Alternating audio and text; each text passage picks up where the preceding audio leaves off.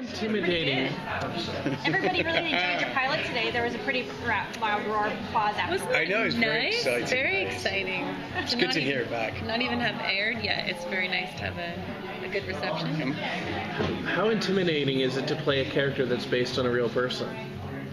I've been asked that a few times today, and I think it's definitely the most understandable question to be asked, because you do feel a responsibility. The thing about Walter, and you've met him, right? Yeah. Is that he's very open to talking about everything, apart from things that he can't talk about, which are, about government, fail-safe plans. He's very open to talking to you about anything, especially his character. I had a Skype with him when he was in LA. I was in LA, but we didn't have time to meet up. And I wanted to know a little bit more about his childhood, because I think a lot of what you're motivated to do as a person stems from the traumas that are so deep in your scar tissue. So I asked him some questions, and he was so honest with me about his parents and why he almost made the choice to be left-brained rather than right-brained. And I asked him how, was there a particular situation that made you do that? And he explained to me that there was, and he'd gone back from his childhood, and it wasn't a really, really emotional decision. It was just him deciding, saying that there was no safety in him making inconsistent decisions, and that's what kind of permeates the way that he looks at love, almost in a way as well. So he's thinking, why get hurt? Why base yourself on this weird, like, peak and trough roller coaster when you can be safe, earn a lot of money, ensure your financial security, your health. That'd be nice if we all could do that.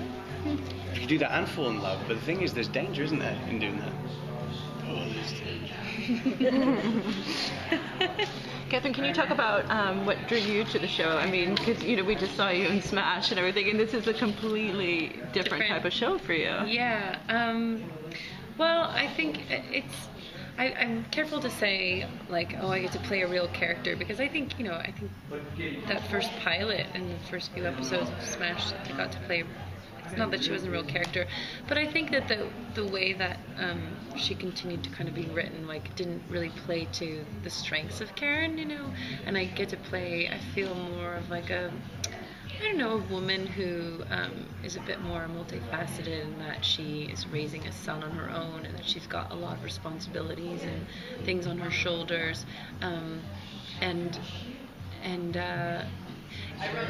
I was fascinated by this whole idea of her kind of suddenly becoming involved with this group of geniuses and what that would mean. And I've always kind of loved the idea of being like in some sort of action scenario. So that was fun, just purely like on a selfish actor level.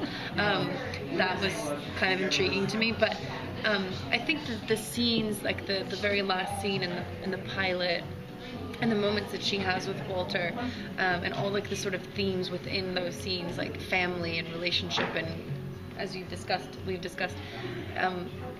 seeing something that someone has to offer and wanting that, and what that does to a relationship, is all very interesting things to be able to play and continue to play throughout a season, and hopefully many seasons. But I